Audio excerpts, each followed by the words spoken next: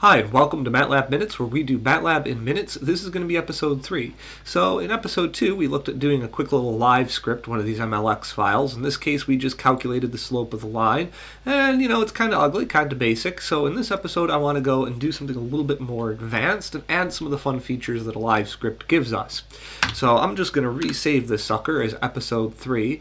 I'm just changing my title up here, and I can do a little save as, and it'll add it to my little current folder over here. Let's see, my computer's got to think about it for a second.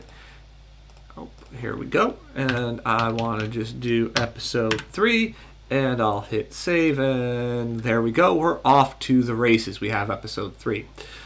In the last episode, right, we looked at making the slope of a line, like I just said. We talked about the fact that white space is one of these things that Matlab doesn't care about. We talked about that little pop-up that just came up. Now I want to do some fun things. I want to expand on this a little bit because, just finding what the slope of the line is, finding what y is for a line based on an x value, that's not very fun, nor is that very useful. One thing I might like to do is, maybe find some more values than just 10. So the first thing I'm going to do, I have actually a couple options here. The first option you might be familiar with is the simple I'm going to make an array option. And if you want to make an array, a list of numbers, the way we would do that in Matlab is we would give it a starting point, 0. In this case, I'm just going to pick 0. Then we use our dot tower, our colon, our full-on colon. And then we say, I want to do it in increments of 0.5, why not? 0.5, and then I'll use another colon, and I will define another colon and then I will define my endpoint. In other words, how far do I want to go? Maybe let's go up to a value of 10. So if I did this right, I should get 0 to 10 with increments of 0.5. And let me just hit my run button here and see if we can get an error. Maybe an error? No error. Nice. And look at this is encouraging. I have a whole list of y values, and it even tells me that I have a 1 by 21. This is important. Look at this. This is really cool. I have 1 row by 21 columns of stuff. This is really cool. And actually, if I look over here in my workspace, I can see what I have. It says that I have a 1 by 21 double. Double what? That just means, how many digits I can sort of squeeze in after the decimal place. Double precision is sort of what they say. Really not important to me right now because these are some pretty small numbers.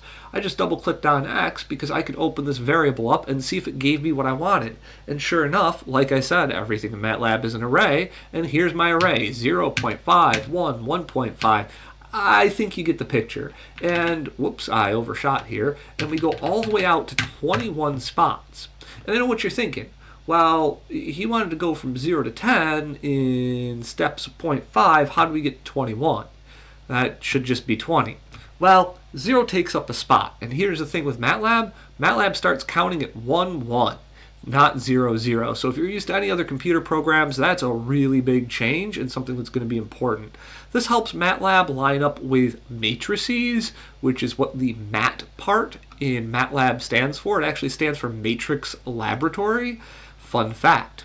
All right, so I could do something like this. I get a bunch of y values out that correspond to the x values that I put in. And this is nice, but there's a better way. I would argue a better way to do this. And here's what I'm going to do. I'm just going to leave myself a quick little comment here. I'm actually just going to copy this over because I typed this up before the video just so I could be super lazy. I'm going to leave myself a nice little comment. I can copy and paste text right into a live script. How nice is that?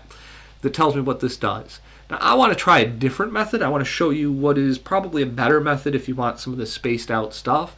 I'm going to do something that programmers call commenting out a line, which is adding this % to, make the line green. Now, Matlab has no idea it exists. If I run it, I'll get an error when I get down here.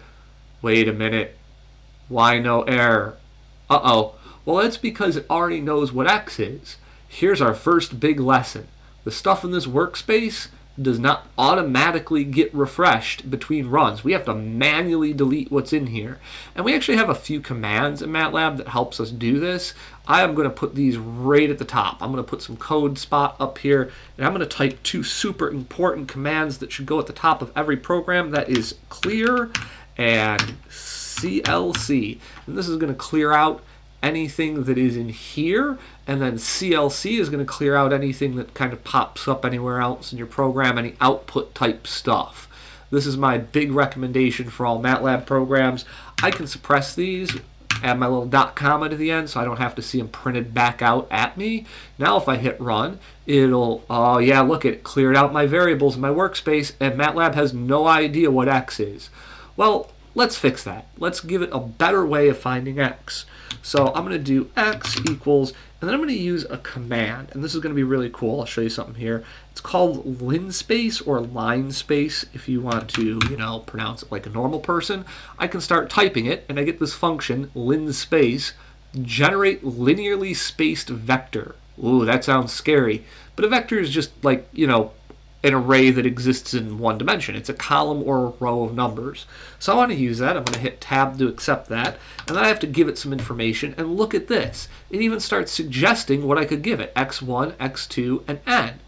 Now I know what linspace does. It lets me start at a location. It lets me go to a location. So I'm going to go from 0 to 10. And it lets me pick the number of values that I want between 0 and 10. I could say split me up into 100 values, split me up into 1,000, split me up into 10,000. It's MATLAB, it doesn't care. But maybe for this we'll do, I don't know, like something more reasonable like 50. So this is going to split X up into numbers between 0 and 10. It's going to have 50 numbers evenly spaced between 0 and 10. And I'll leave this line unsuppressed. I'm going to hit run just to prove that this works. And sure enough, I got 1 to 50. I have 50 numbers between 0 and 10 that are equally spaced out. And look at it, calculated my slope for me down here. Same sort of thing. I can see it over my variables in my workspace. This is great. All right, I'm going to comment that sucker out. I'm just going to rerun this real quick. And look at that. Nice.